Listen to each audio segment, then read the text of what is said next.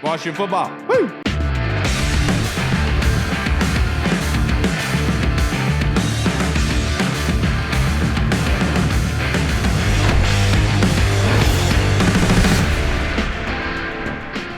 What a ferry boat Hello, everybody, and welcome to the Burgundy Zone. I am your host, Kyle. I am joined by my two co-hosts, Michael Hall and Michael Reed.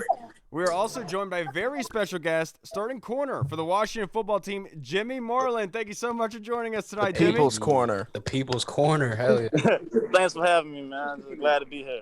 Absolutely. And so, Jimmy, the first question I wanted to ask you, last year you were on the defense. They were ranked 27th overall. And then this year you guys jumped up to 4th overall. What can you kind of say, what attributed to the major change?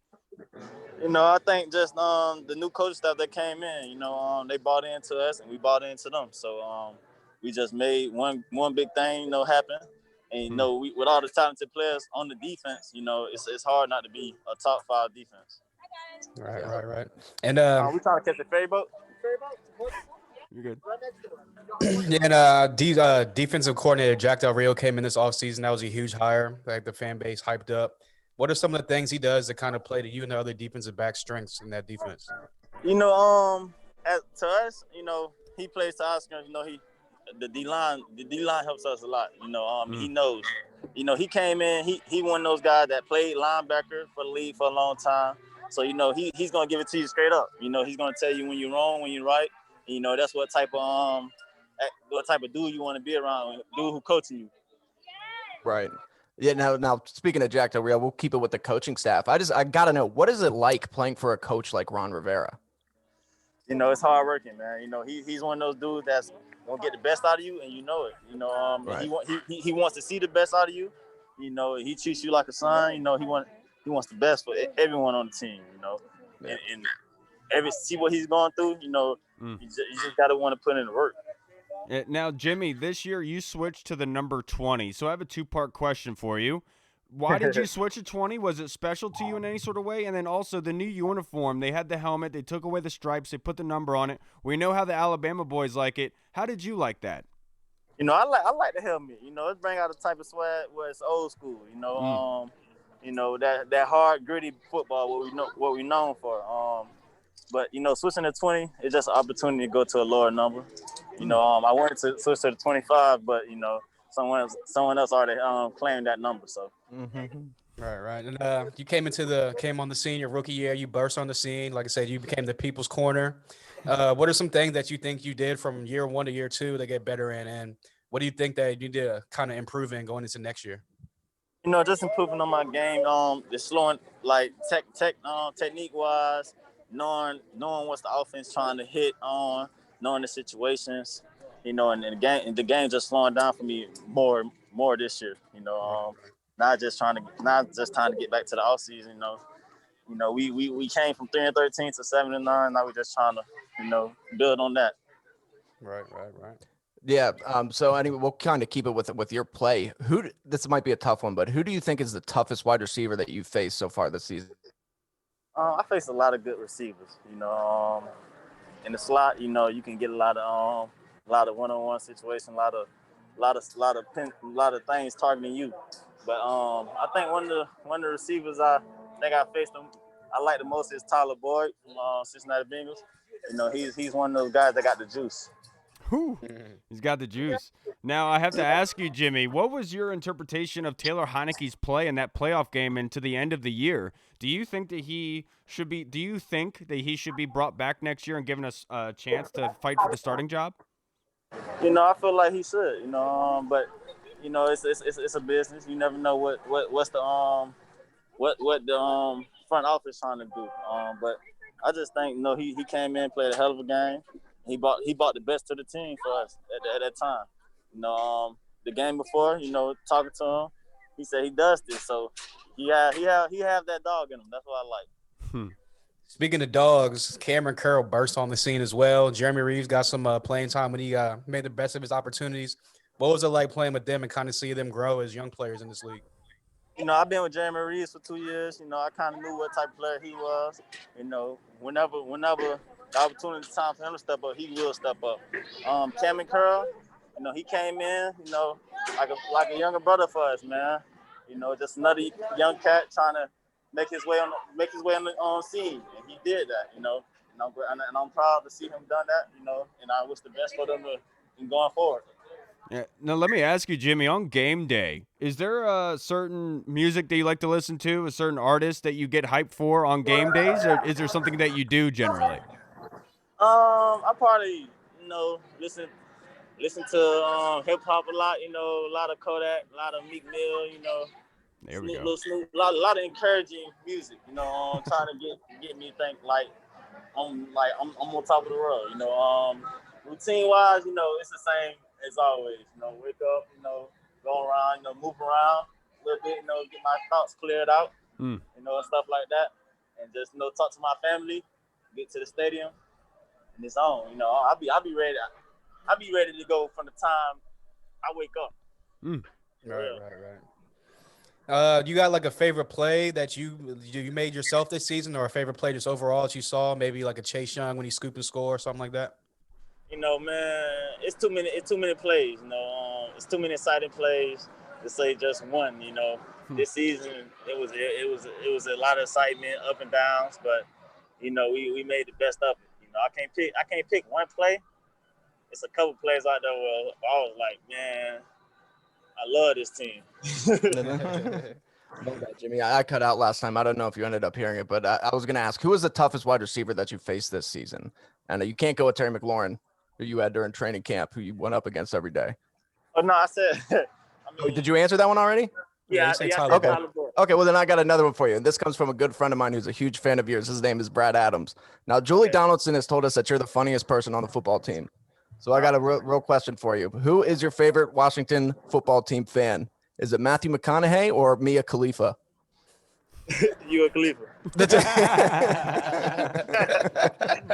That is My man. hilarious. There you go. Now, let me ask you, Jimmy, because the Washington football team, they love to post the players walking onto the airplane, showing them dressing up, looking good, looking fresh.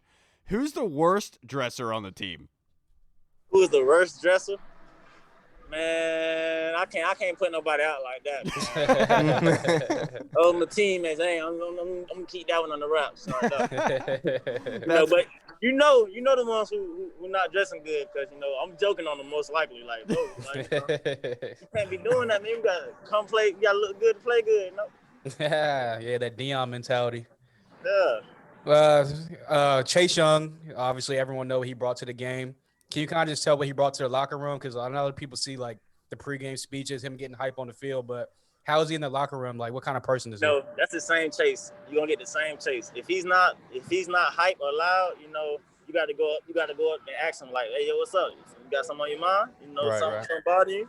But you know, he's coming with that energy all the time, man. He looking trying to make play. He looking trying to create energy for the team. You know, he looking to try to build up his players around him. You know, just the energy about him. You know, he's always on the go. Like, Right. And you've spent, especially this season, you spent a good amount of time inside at Nickelback. How is having two people who really excelled, like Kendall Fuller? At one point, Kendall Fuller's last season with the then Redskins, he was the #1 rated Nickelback according to Pro Football Focus. Fabian Moreau has excelled on the inside, and you're kind of taking over. You're this next new big slot corner for us. How have those guys helped you? You know, they help me a lot. You know, they just tell me, you know, what to expect. You know, they tell me that I can do it. You know, that it's my time. You know, I'm up next, and they ride behind me. Yeah. And now, Jimmy, who is somebody on the team that you think deserves more credit? You know, in the world of fantasy football, a lot of fans overlook the nitty-gritty, the hard work that goes in on a daily basis. So in your opinion, what is a player that deserves more credit and more recognition for the work that they put in? You know, for a player that deserves more recognition, you know, a lot of people don't talk about our interior D-line like that, but I mean, they do, but they don't really see the difference they make in the game. You know, the boys, when they come to play, they come to play. You know, I say as well, Montez Sweat. You know, even though everyone knows he's what he's capable of doing, but you know, a lot of people don't get a lot of credit. But you know, that's for some us to work on. You know, we supposed to put ourselves out there. You know, we supposed to show teams that we are the one that to beat. You know. Right. Yeah, and then, sorry, go. No, go ahead. No, go ahead. Go ahead. I was going to ask you because, a lot around this team this year is almost like a Cinderella story. Ron Rivera was overcoming cancer. You had Alex Smith coming back from his leg injury. And then your position coach and Kaishan Jarrett had the nerve damage in his neck, and he can't play anymore. What is it like being coached by those guys and playing with those guys? Keyshawn Johnson is not with us no more. He left last season, but he also brought a lot of knowledge to me as well. But playing with those guys, like I say, man, those are competitors. Al Smith a competitor, Ron Rivera competitor, Keyshawn Johnson competitor. They just make you want to compete, and you seeing what they doing, it just makes you want to do better, because if they can do it, why not you? Right. Right. Ron Rivera walk around with cancer. He come in and talk to us like it's nothing. Like he's okay, but when he when he's walking around, we can see that he's really hurting. And if you don't want to put in work for that, I don't know what would make you want to put work in for. Right. Yeah, and then I wanted to ask you, I know it's a kind of a sensitive question, but I don't really care about everything that happened and transpired. My question to you is, with everything that happened with Haskins and him being sent away and released at that time, how was Coach able to keep you guys so focused during the season and heading into the playoffs? It's a business, man. Next week, I wish all the best for my man, Dwayne Haskins. Hopefully he found the right path, the right team for him. But we was on to the Nets, and we fought hard. We fought hard every week. We can't close off losing a teammate and then going to next week and just showing getting a big L. So we had to keep composed. It was a lot bringing on the team, but nobody cares. Nobody cares. Like, you got to go on next Sunday. You got to play. And was there like a moment when you were like on the field or like coming up to a game where everyone saw Chase Young? He was like, man, I got to say what's up to Big Ben. I got to meet Big Ben. Was there like a kind of like wow moment where you made I really wanted to meet this person? Yeah, you have those moments, but you got to understand, you also one of those players as well. So That's true. Yeah. Hey, Jimmy. But, that's what jersey exchange is for. Hey, Jimmy right now currently is at Magic Kingdom. So I have to ask you, Jimmy, what has been your favorite thing at Magic Kingdom? Man, enjoying it with my family, man. Seeing all the young kids, just being out as well, seeing all these kids having fun, and, man, just making me wish I was a kid again, man. But, I'm just out here enjoying it, too. Yeah, my brother lives right behind Disneyland, right behind Disney World at Magic Kingdom. It's crazy. They can see the fireworks everywhere and whatnot every day. It's real tight. But real fast, what was it like for you, just like as motivation? I know Kyle kind of touched on it, but what was it like to see Alex Smith strut onto the field for the first time? With all this, when I came in, he wasn't doing nothing. He wasn't there. He was basically getting treatment a lot, and this year, he was out there throwing the ball around in practice. I'm looking at him like, it's amazing, man. It's Right. crazy. It's crazy. It's a Absolutely. blessing. That's all I can say. A truly blessing. A story that's ready to be written, a story that needs to be seen by the whole world, because that is a true competitor in my eyes. Right. That's a movie that needs to be written. Right. And then last question I have for you, Jimmy, and I'll let you go back to the Magic Kingdom. For young athletes that are looking to come and be a professional football player, in your experience, what is kind of the biggest advice that you can give them in transitioning from college to the pros? Transitioning, you gotta understand. It's a business. It is a job, but it is a kid's game. And you gotta love it. Everything not gonna go your way. It's all about sacrifice and waiting until your time. And when your time comes, you can't waste it. You gotta make every opportunity count. Absolutely. Thank you so much, Jimmy. I appreciate you for taking the time out and being able to talk to us. We're huge fans of you. Keep working hard, and I can't wait to see you guys be the #1 defense next year. Yeah, man. Enjoy the offseason, man. Thank you. Absolutely. Have a good one, Jimmy. Yes, sir. Thank you. Peace out. All right, Hey, bro. take it easy, man. Oh, well, that was a fantastic interview of Jimmy Moreland. My Hey, People's goodness. Corner. Hell yeah. If I can just say real fast, he's at Disney World. You know what's always kind of freaked me out about Disney World? The fact that the mascots, they always have like their smile on their faces, you know? So like they could be holding a kid, like getting ready to sign their autograph, and they could drop the kid and everybody around them will be freaking out. But then this mascot has this giant smile on its face. And you're just like, oh, like it freaks me out. I don't know. Yeah.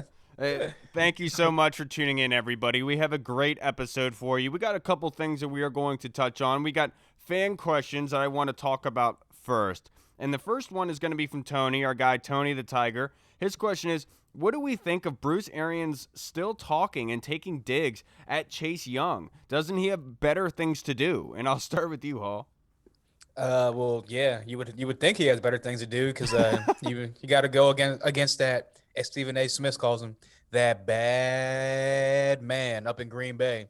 And so I don't know why Chase Young is still on his mind after it was 2 weeks ago. Then you played us, but clearly he wishes he had a talent and a player like Chase Young. That's probably why he's still thinking about him. Yeah, like making the comment that 7.5 sacks has nothing on Antoine Winfield, throwing a shot at Chase Young. And Shout out to Cam Curl. Yeah, and I think Right.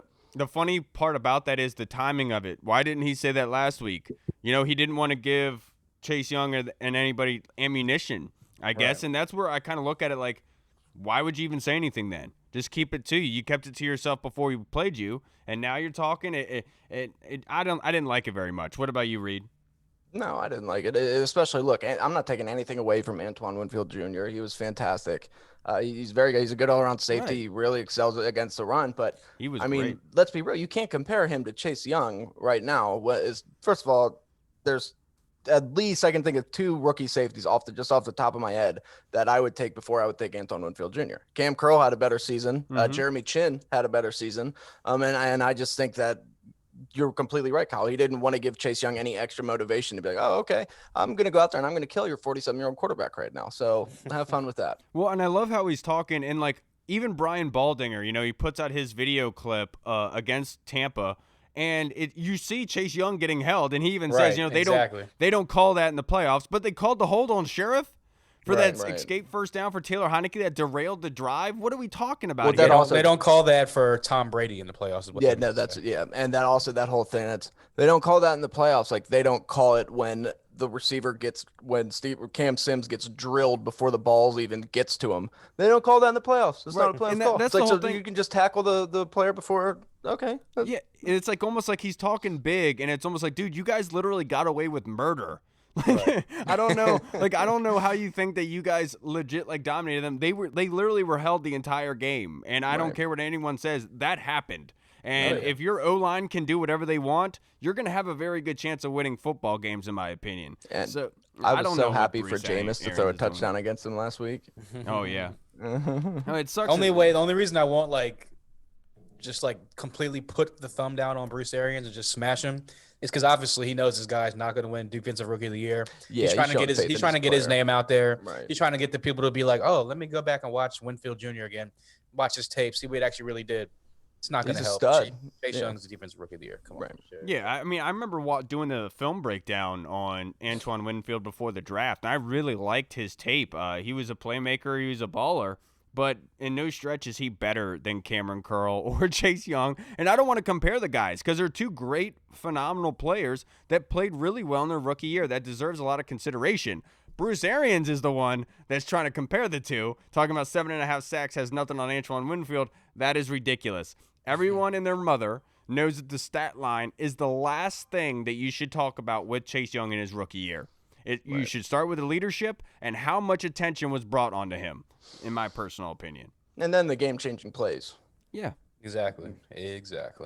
Absolutely. Now, let's go on to Mike. Mike in the UK, a good guy. He said, if Alex Smith is allowed to play for one more year, do we go all out in the draft and free agency to make our O-line dominant, Reed? By the way, can I just say I love how you described him. Like he's a good guy. He's a good guy. Good guy from the UK. As if most people from the UK aren't good guys. Right. I laugh because he was like, if he's allowed to play next year, like Ron's going to be like, hey, you go to the corner. You're not playing today. Well, no, I mean, so it was. Should they invest heavily in the offensive line?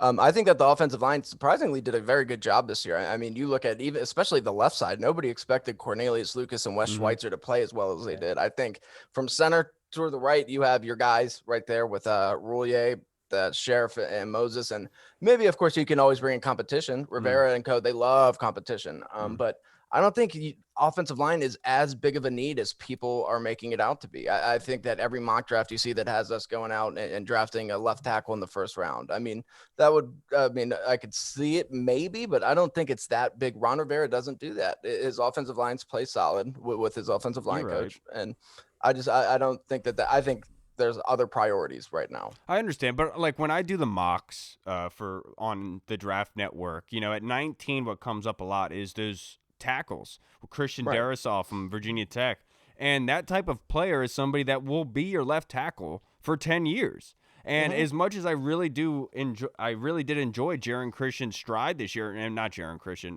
Cornelius Lucas, on how well he performed. I don't think that is a position that you can just throw away that pick and say we don't need to mortgage it now. It's very important. You're right, and it depends on what player's there. However, there are way bigger priorities, in my opinion, than left tackle. Right. But you're right. If somebody's there that should be, and they're the best player available, yeah. 100%. Yeah, to Mike, to your credit, I do think they need to make the O-line as dominant as they are the defensive line. The one question I have is Reed and I talked about when Ron Rivera was brought in and the whole Trent Williams scenario got brought up, if he was going to return or not. We talked about, their offensive line in Carolina was always poor, was not very good. And that was one of my issues with Rivera heading into this season was, were they going to deplete that offensive line? Was it going to go and be reminiscent of what they had in Carolina, or can they keep the dominance that is there? And that's my biggest question, because as much as I want to say that they're going to unload in the offensive line, typically Ron Rivera and co. don't usually do that. What about you, Hall? Do you think that they need to go all out for the offensive line in the offseason? No, I don't think so. The way I kind of look at it is if Alex Smith plays. Yeah, that's what I'm saying. There's two types of quarterbacks in this league is the way I look at it. There's the quarterbacks that are going to elevate everyone around them and they can kind of just create and do it themselves. And there's quarterbacks, which is the majority of the league, where you need the pieces around them to elevate the quarterback play. And that's where Alex Smith has kind of been at his whole career. But this is where Alex Smith is definitely at in his career right now. If we're going to go all out on anything on offense, it has to be playmakers to put around Alex Smith. 100% agree. Because, again, what a great segue. He's not gonna elevate the rest of the team himself as far as like physically, mentally, of course. But you're going to need the playmakers around him to get the ball into their hands and create offense for us. So offensive line, no. But if you're going to go offensive heavy in the draft, there's got to be playmakers. Yeah, and now speaking of playmakers, Mike's next question was, do we trade up for Kyle Pitts? And let's just put it in a context. Let's say Kyle Pitts does get out of in the top 10, and he's sitting around 11 and 12. Hall, do you think, speaking of playmakers, do you think that they should trade up for Kyle Pitts in that scenario? It's a tough one because I think Kyle Pitts is going to be a great player in this league. Oh, man. With the emergence of Logan Thomas, obviously I've been a proponent of kind of bring back the Jordan Reed, Vernon Davis, 2 tight ends, kill him with 2 tight ends offense. But it's so tough because I do really want I want a legit number 2 wide receiver, or at least like a threat on the outside. You know what? Depending on where it's at, depending on how many spots you got to trade up, if it's only like maybe 2 to 3 spots, I could see them trading up for Kyle Pitts. I wouldn't have a problem with that. Yeah, but more than 2 or 3 spots, nah, I wouldn't do it. Yeah, and look, Mike, I've been very adamant about this, especially with the quarterback position. Everyone's floating around the Stafford rumors and the Watson rumors. The one thing for me is I want to keep those assets close. They have a lot of holes, a lot of depth that they need to be able to recover this season, and so I don't want to give away those assets and be dependent on nailing a couple of those picks and having to make sure that happens, and then going deep in free agency. I'd rather them invest in who they have in the building now with that cap space money, and then use their draft picks to get the best player available. So I don't think that they should trade up for Kyle Pitts, to be perfectly honest. If you are trading up for anybody, it's if one of these quarterbacks just happens to fall. And I'm not talking about Trey Lance, because Trey Lance is a project. He shouldn't be drafted in the first round, in my personal opinion. I thought so before. I thought he was going to make – but not anymore. I thought so when we had Dan Kelly on, great guy. He had said that when he did the scouting report on Trey Lance, that he thought that he was going to be a 7th rounder, I believe it was. And so we kind of thought he was a first, and that was thinking that a season was going to happen. With only one game under his belt, I really am not convinced that he is worth that first rounder. So, no, I don't think that they should trade up for anything, really, unless it's like a miraculous Jonathan Allen type of fall. What about you, Reed? Yeah, I mean, I'm kind of in the same boat as you guys. Yes. No, look, Kyle Pitts does kind of transcend the tight end position where He does. he's basically just pretty much a big wide receiver. Like, Dude, he put him out there and he Go ahead, does Kyle. really well at wide receiver. Yeah. The plays that I've watched, it's not Right. like he's beating guys because of his size. Like, he's beating guys with route running and speed. route running, everything. Yeah, Oh, yeah. he's a freak of He's nature. He's quick, 6'6". quick as hell. Yeah. So, I mean, yeah, like Carl said, if you only have to move up a couple spots, yes, but it also depends on what receivers are going to be there. I mean, a lot's going to happen between now and the draft.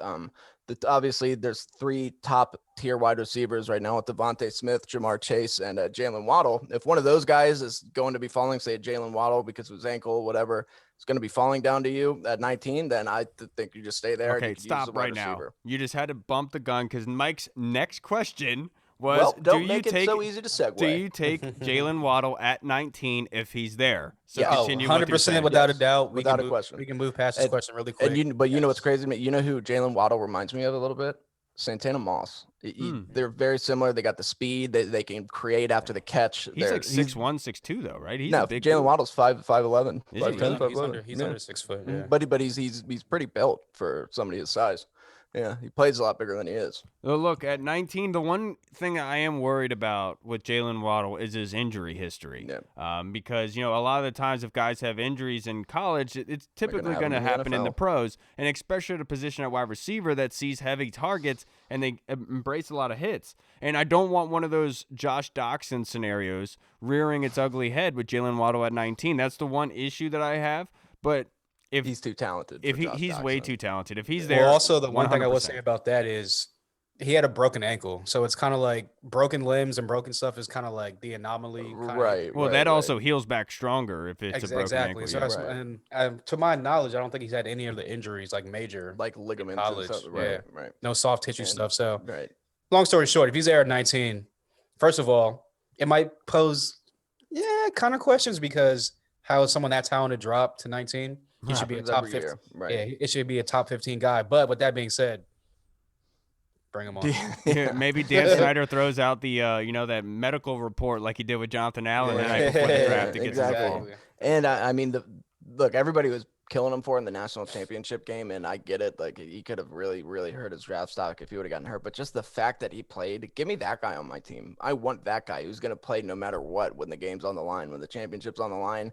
Coming back from that, probably wasn't the smartest decision looking back on it. But the fact that he wanted to play and he tried, and you could see him on the sideline limping the entire time, not being able to put any weight on that ankle, that was incredible to me. I think mean, he just a deserves simple more respect fact, than he was got. able to get open and make a couple catches and a Right. couple plays on like a 50% ankle is kind of like, Yeah, it's amazing. he's going to be a baller. Right. Yes, fantastic questions from Mike. Thank you, sir. The next And they one all is segued perfectly, Mike. So good job. yeah, That they was a were good one. perfect. And Jesse, the questionnaire has one for us. Our thoughts on the Marty Herney hire.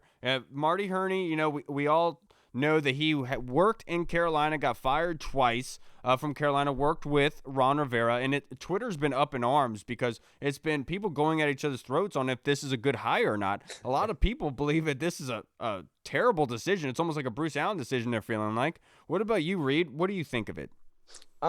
I think that it was. I mean, look, if you really boil it down, if it ended up being between Martin Mayhew and Herney, like as people are saying, neither one of them were necessarily great candidates. I mean, obviously Mayhew, I guess you can say had more success, but like you said earlier in the group chat, Kyle, you can't necessarily say that was because of him or because Right. it wasn't the coaching or the players necessarily, but it's tough. But for what Ron Rivera, I think, wants to do, which is just have somebody who is there to kind of talk to the media, to kind of take pressure off, deal with the situations that are going on. Maybe he does something with the cap. I don't know. I haven't looked too much into what he's good at. Apparently nothing, according to Panthers fans. But I'm okay with that because Ron wanted somebody who he's comfortable with, who he knows, who he can just be like, just back off. Let me take care of the football stuff. Okay, I got that. You just do what I tell you to do. And I'm okay with that if that's the case. But it does say something as to why one of these younger guys wasn't available for this position, whether it's just Ron needed somebody with experience who can handle the media or whether it's, they just didn't want to come here. I don't know, but Yeah, it's interesting. and Ron kind of alluded to that in his presser at the end of the year and kind of saying it early on. He realized that there was so much on his plate that he just could not take. And it's been said that they wanted somebody who was acclimated, that had a Right. lot of experience being a general manager. We all love Kyle Smith, but he just doesn't have that experience. And Right. so for me, I'm looking at this as a plus. And the reason why I say that is because let's say Dan does go to Mayhew, right? There is no connection. There's no loyalty to Ron Rivera with Martin Mayhew. At any point in time, Dan Snyder could step in, say something to Martin Mayhew, and possibly corrupt the situation like he did with Bruce Allen. With Heinicke, you don't have that issue because he has Ron Rivera's loyalty, and he's going to go to Ron with anything, and he's going to listen to Ron. So in that reason, I really like the hire because if it was going to be somebody random, I would have hated it. Just because of that possibility rearing its ugly head again, because I think that's the number one focus for Washington fans, is making sure that Snyder is not involved with any football decisions. Once that rears its ugly head again, that's when we're going back to not having hope, having bad teams, and being put in bad situations.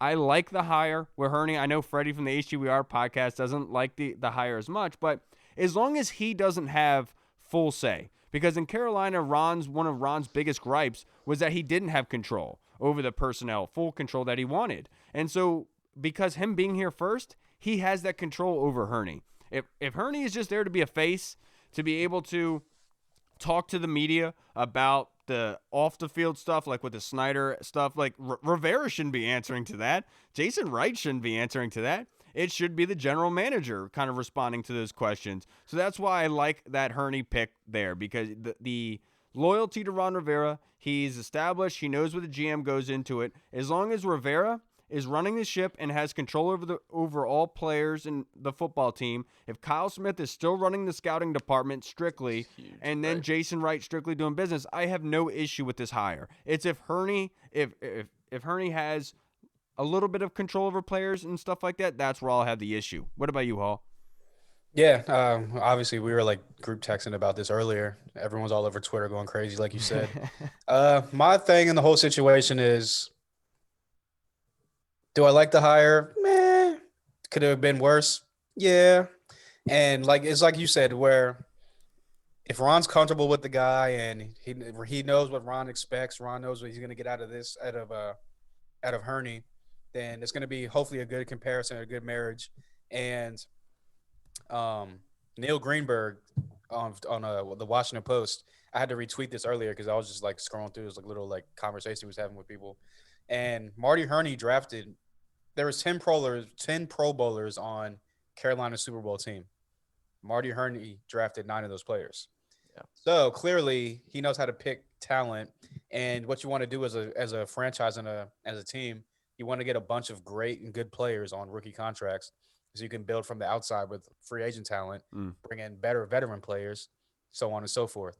So with that being said, I'm kind of like 75-25 on it. I 75% like it, 25% I'm kind of like, you could have went younger and better, but at the same time, if Ron's comfortable with him and he knows what Ron expects and it's like knows the standard that Ron has as far as what players he wants and what kind of character guys they are, I'm cool with it. But I will say this about Kyle Smith, and I was listening to Grant and Danny earlier, and Grant made a good point about this. Huh? Wait, we're gonna talk about Oh, Kyle all Smith. right, yeah, go ahead then. All right, next question. So my next question was, I saw people say that with the Marty Heinicke hire, they thought that this meant that they were going to spend big in free agency. So do you find that to be the case, Hall? Spend big on multiple players or one player? Because I could definitely see them going after like one splash player and trying to bring some huge, like a big signing in, like they did last year, obviously with Amari Cooper. He turned it down. Smart of him, better quarterback situation at the time. But yeah, I definitely think they're going to go after like a big fish target, whether it be on the offensive side or the defensive side, most likely offensive side of the ball. So I do think they'll try to spend big on someone. Will they land that person? Who knows? But to me, I don't think that there's any uptick in what they're going to do in free agency. I think that's one of the reasons why Ron Rivera picked Heinicke. Heinicke coming from Carolina, they didn't really spend big in free agency. They didn't bring in the big name guys. They like to bring in the bargain bin and get the best bang for their buck, to be perfectly honest. And that's how I view this offseason is going to be still. I don't think that there's going to be any major change to what happened last year. You took a 4-win team, you turned them around to being divisional champs. There's no reason to kind of overhaul things and throw in these big fish into the pond when there's already established guys here, in my opinion. Obviously, there's a couple positions that need work, but besides that, there's no reason to really go out and spend that money, in my personal opinion. What about you, Reed? My bad, Reed. I will be highly upset if they don't at least get a tier 2 wide receiver free agent. Oh, I'm right there with you. If they go to bottom of the barrel shopping for a free agent wide receiver,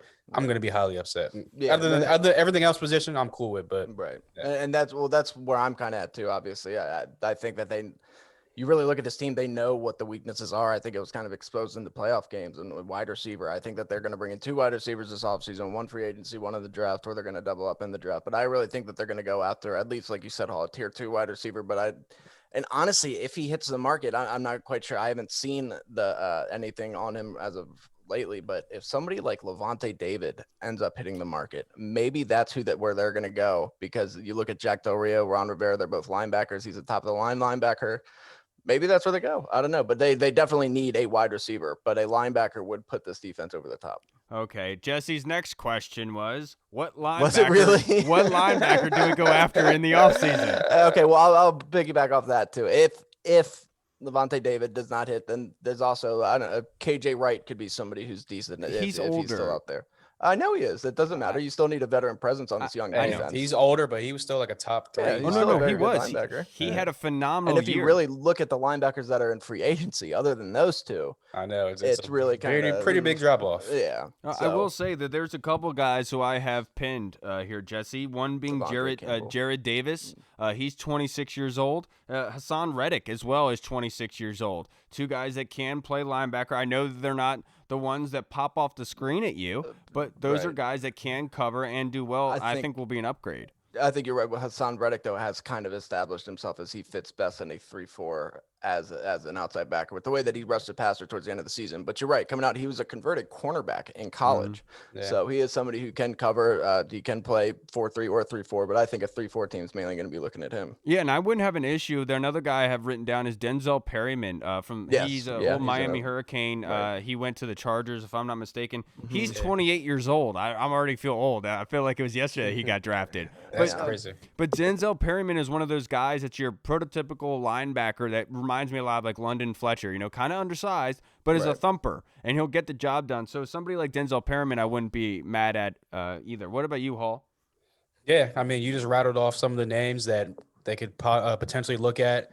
Me personally, I think that Ron Rivera is going to try to hit the draft well and try to find his Luke Kuechly, his Thomas Davis of this defense, kind of that staple linebacker that's going to be here, hopefully with him for the next 8 to 10 plus years. And I would love Zavon Collins, dude. Yeah, exactly. He's going to be the captain of the defense. He's going to be able to make all the calls. Going to be, again, like I said, the smartest person on the field as far as the defensive wise. So, free agency, I would love to see when someone brings someone in, but I would love to see them draft somebody and make that guy like the staple guy of our defense in the middle. Yeah, and look, if you look at it like you said, Kyle, Zavon Collins he's somebody who could be there.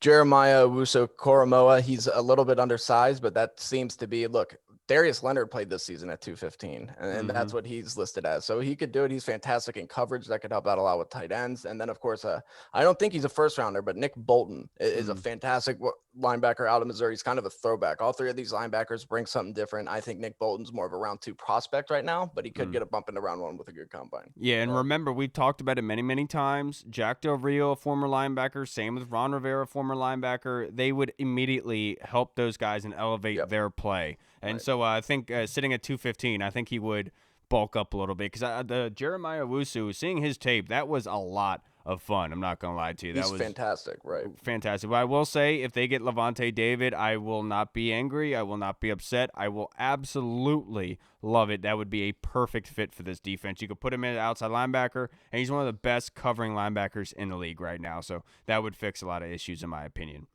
Now, the Colonel's question for us.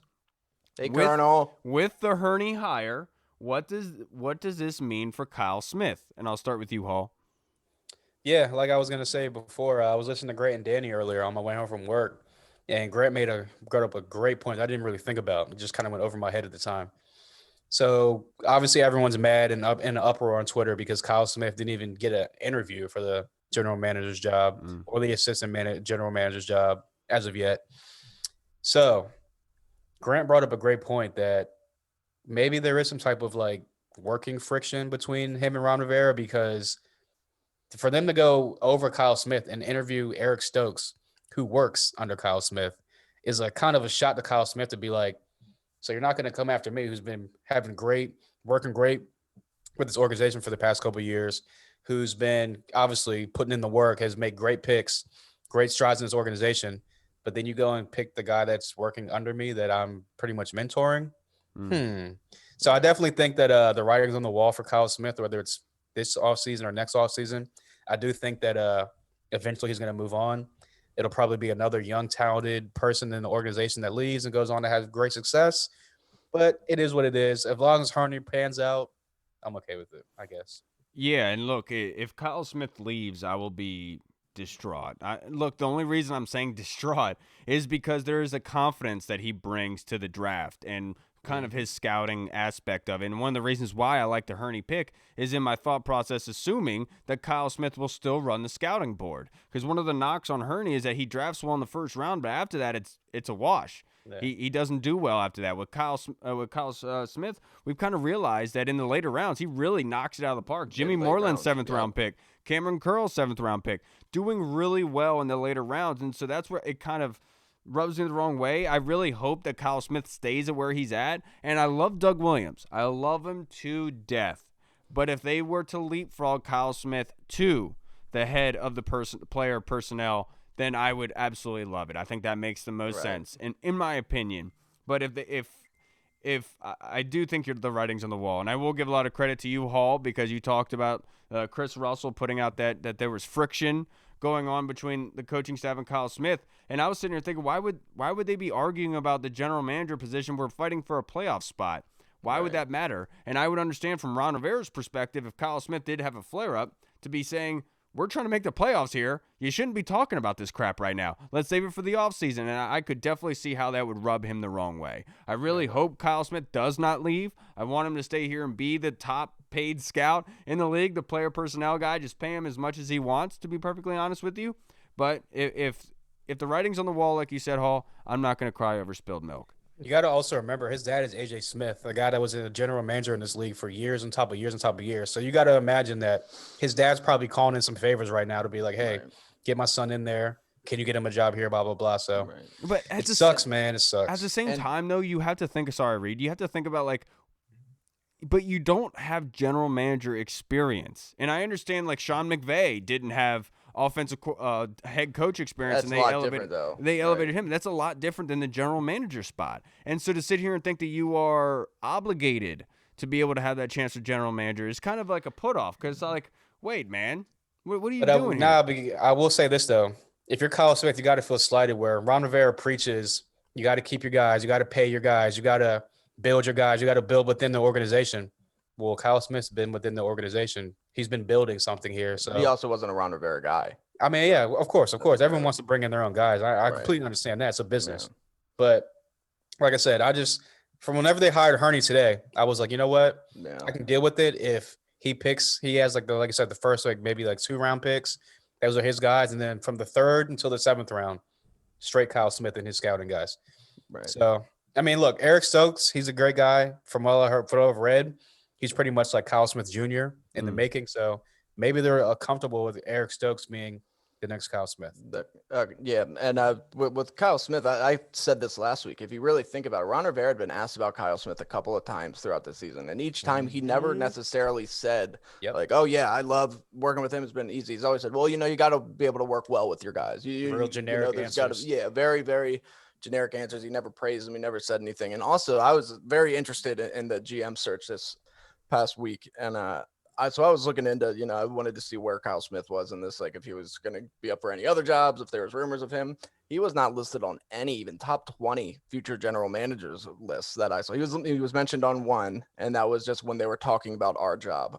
So maybe some people are putting a little bit too much stock in him. Is he a fantastic scout right now? Yes, but is he right there close to being a GM. I'm not quite sure. You look at a lot of those guys that are on the list, that they're all either assistant GMs, or they were the head of the salary cap department, or they were the head of player personnel, or they were, so they all have kind of experience. Him just being the scout, which is awesome. You need a background in that.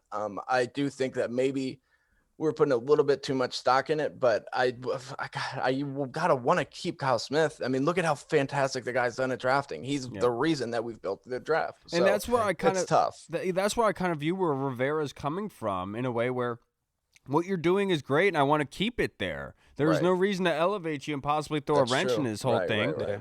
Let's build the best possible front office that we can make, and that would be Kyle Smith not being just the vice president of player personnel, but being the president of player personnel, in my opinion. I think that's the best bet for everyone involved. It's funny because he wasn't on any GM list. He wasn't being asked to being interviewed. And so it almost sitting here making me think that where would he go? I know that he could be picked up by anyone else, but if Washington's not kicking him out the door, then what's the purpose for you to leave? Exactly. Yeah. I think he needs more experience before he's considered for a GM role somewhere. And maybe that'll end up being with us. Maybe Heinicke, is going to be here for a year or two. Each year they give Kyle Smith a little bit more, to do. They did give him a raise more recently. Responsibility. Yeah. So that's why I was kind of like, at least if you obviously he don't have enough experience, he's not ready to be a GM yet.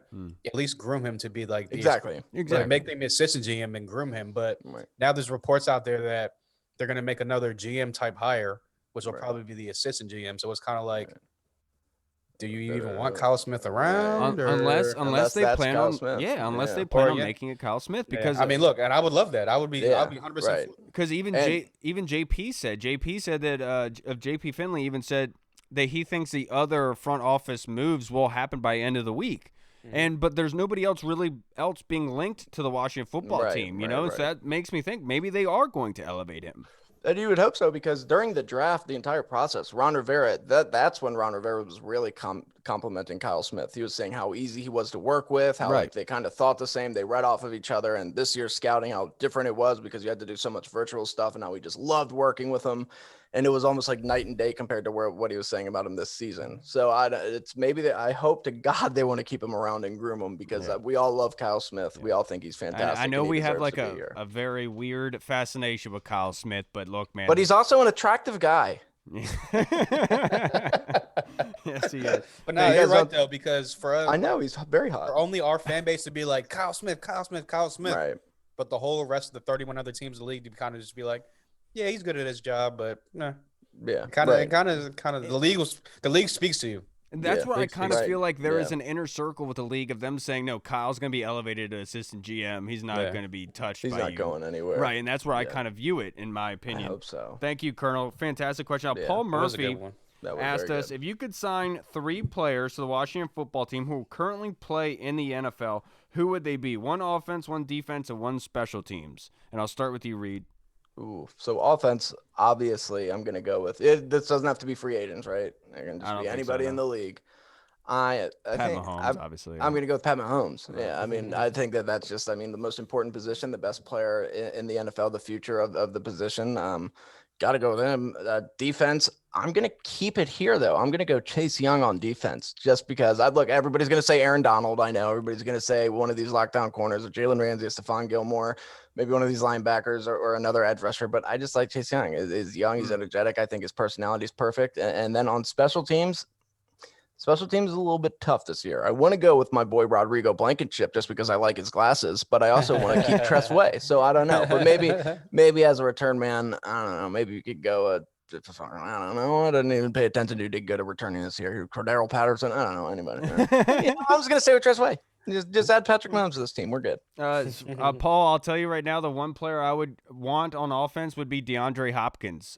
Bring him on. Give Terry McLaurin some help. A number 1 wide receiver. You've seen it doesn't matter what environment he's in. He flourishes. And he balled with like Matt Schaub and guys. The guy is insane. The type of players that were the quarterbacks are throwing him the ball, and he was performing well. DeAndre Hopkins, without a doubt, in my opinion. And then on defense, I guess I'm gonna go with what's his name? Devin White, the linebacker from LSU. He's currently with the Tampa Bay Buccaneers. If I could pick anybody, it'd be him to play middle linebacker for us and stabilize that defense, because that is the one area of concern, in my opinion, is that linebacker spot. And then for special teams, I thought we were going with who we would start a team with, not like add to the team. So my Chase Young and my Tress Way don't make any sense. So I apologize. It's okay. The question I'll wasn't go really after you guys. Wasn't really that specific.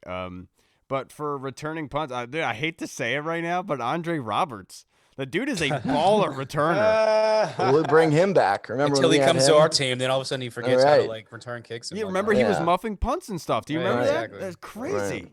What about you, Yeah. Hall? What are your 3 players? I'll probably go Deshaun Watson, just because I've been a huge Deshaun Watson fan since like his freshman year when he came to Clemson. I watched him and I was just like, yeah, this dude's gonna be a baller. Mm-hmm. So I'd probably go with him, and obviously we get him our quarterback spot sewed up for like 10 plus years. Yep. We're golden there. Defense, I'd probably go Jalen Ramsey, just because he can take away everyone's number one. He can take away half the field. It would make this defense even better than it already is. And special teams, we haven't had a great return guy since I couldn't even tell you when. So I'm gonna go with that James dude Harris. Thrash. Yeah, since James Thrash probably. Brian. Brandon Banks wasn't bad. Brandon Banks is a baller, though. He's Brian just every Westbrook, time he ran it yeah. back, there was a penalty on the Yeah. on the special teams. But I'm gonna go with the dude Harris from the Saints. Everyone saw this little speedy little Mighty Mouse He dude is- running around yeah, the he's field. good. Yeah, he's a crazy fast dude. So I think that he would add explosion to our special teams, and maybe we might get a punt return for the first time since I can literally remember. Yeah, And one of the since- funniest stories I remember Brandon Banks is him telling how he was at Subway or McDonald's or somewhere in line, and some guy in front of him was talking about Brandon Banks, and he like looked at him and was like, "Hey, you think you agree with that?" And like he had no idea that was Brandon. Yeah.